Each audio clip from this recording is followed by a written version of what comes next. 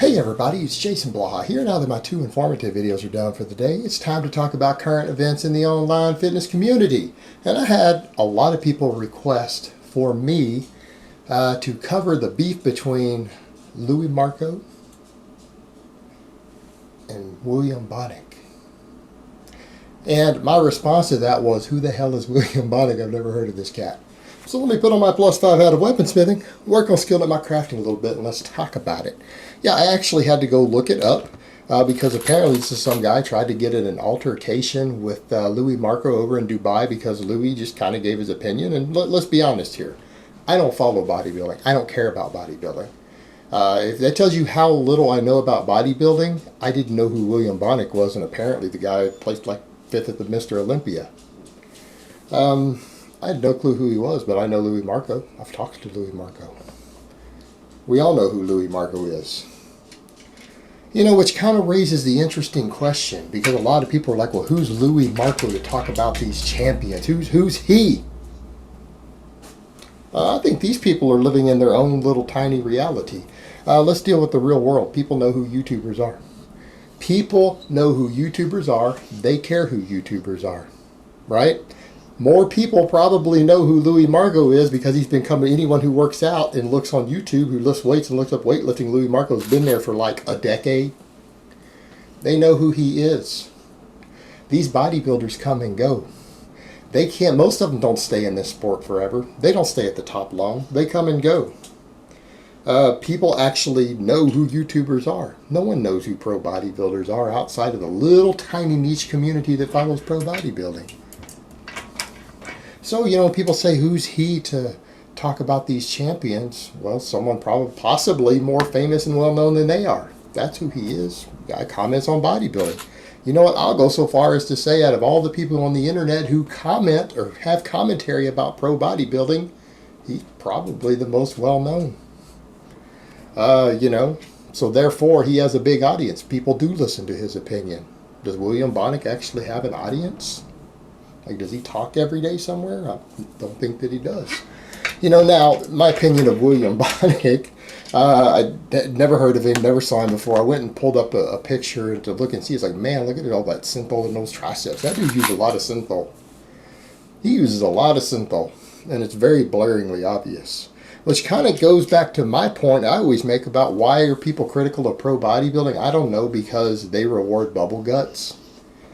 This was supposed to be an endeavor that judged the aesthetics and attractiveness of a muscular, strong body. Wasn't that the whole point? A strong, muscular, fit, healthy body that's proportioned and has good symmetry and good lines. Wasn't that originally what bodybuilding was supposed to be?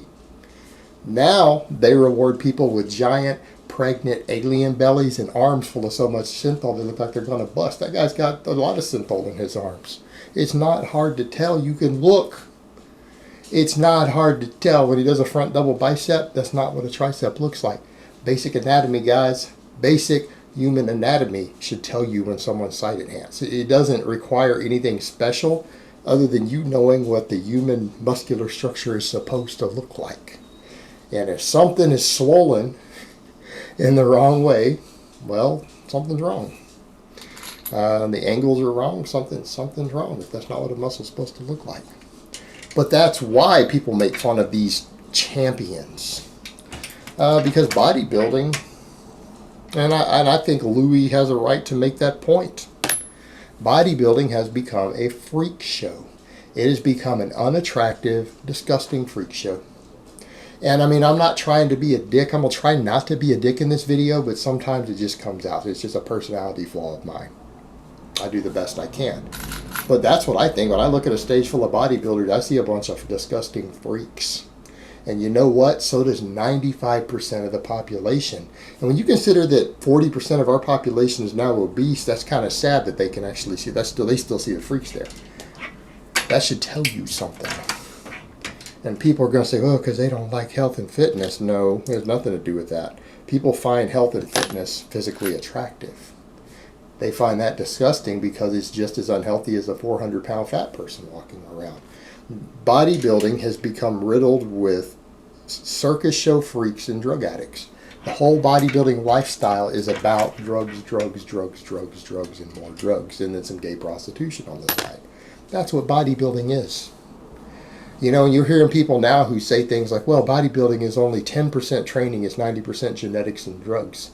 I don't think it's even 10% training. Where are you getting that? I've seen plenty of pro bodybuilders who literally know nothing about training. Like, their knowledge of training is less than someone who's read one book about exercise or lifting weights. Their knowledge is less than that. I don't think their training even matters.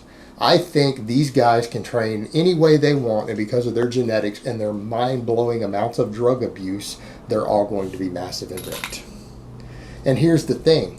And if the training and the drugs even gave them what they wanted, these guys wouldn't all be pinning side enhancement and everything. I mean, the Bonac guy right there, look, it's syntholed up triceps.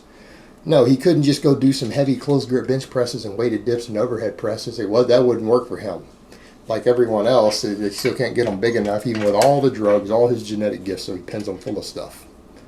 And the guy's got a big, massive waistline. His waist is bigger than mine, and I'm a fat power lifter.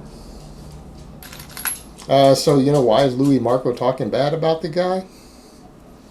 Oh, I don't know, because he's got a massive wide waist and he's got tons of synthol in his arms.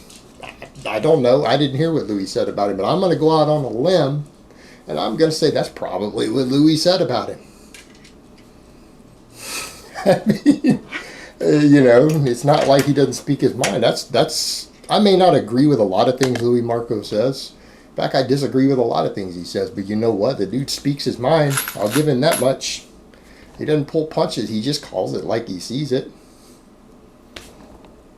Calls it like he sees it. Real talk. You know, and that's the thing. You always see this in this whole bodybuilding world. All these people, oh, they're going to come up and threaten somebody. They're going to confront them. You know, people always do that because someone talked bad about them or said something about them. We'll deal with it. That's the real world. People are going to talk about you. When you're up here in the public eye, people are going to talk about you. People talk bad about me every day. If you're a YouTuber, if you're a bodybuilder, you're a power, there's going to be someone talking bad about you every day. Suck it up, sweetheart. But if people honestly think they're going to get away with just confronting everybody, I mean, I speak my mind about people. I can tell you right now, nobody has ever had the balls to come up and confront me. And if you guys want to know why that is, if you don't know, go watch Muscle Metrics video. He said it very, very eloquently. I'm not going to say it. No one with any common sense is going to confront me about what I say online. It would be the stupidest mistake they could ever make. But that's the whole thing. You know, these guys think that they can, because someone has given their opinion, that you've got a right to go confront somebody. Seriously, guys? There's some idiots in this game. There's some idiots in the fitness world. And that's exactly what that is. It's a bunch of barbarians and gorillas and baboons and Neanderthals, whatever we want to call all these people in bodybuilding. Because we've seen a lot of it. We've seen all these confrontations that happen at these events. And everybody would think they want to fist fight or hit people or slap box people. You know what, guys? That's what monkeys do. Monkeys hit each other with their hands and throw poop and stuff. That's not how civilized humans confront people. Civilized gentlemen duel with pistols at dawn. They don't slap box. They don't slap box. But yeah, back to the point of that. These guys they get so offended, they get upset. You know what, guys? You've got to deal with it. People are going to badmouth you. If you're a public figure, people are going to talk bad about you. You've got to get over it. And all these people, they make such a big deal about it. And I just sit here and go, man, I'm used to this. People badmouth me every day. People make videos about me every day. People wrote stuff on forums about me every day. Get over it. At least they're saying your name. At least they know who you are.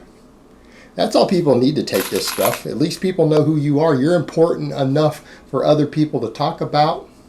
If you're important enough for thousands of people to be talking about, even if it's negative stuff, you got a place in their mind. You're important to them. Take it as a compliment. Hell, if someone is as much outreach as Luimarco, one of the oldest fitness YouTubers, the guy keeps his subscribers hidden, but I bet you that guy's got 1 million subscribers by now. That guy's got 1 million subscribers. I promise you he does. We can't see it because he has it turned off like I have mine turned off, but he got 1 million subscribers. This guy with 1 million followers is going to take the time to address you, even talk about you at all. Take it as a compliment. At least he knows you exist. At least his audience now knows you exist. Because you know what? Up until this confrontation, I had never even heard of this guy. People need to get over themselves. They need to learn to brush this stuff off. Not that big of a deal. You know what? At the end of the day, Luimarco is entitled to his opinion. Guy's entitled to his opinion, and he's got a voice and he's got an audience. So a lot of people are going to hear it. A lot of people clearly care about his opinion. For whatever reason, they care enough to tune in. Is what it is. Alright guys, well that's really all I have to say on that today. I hope it's been informative, and I will talk to you guys next time.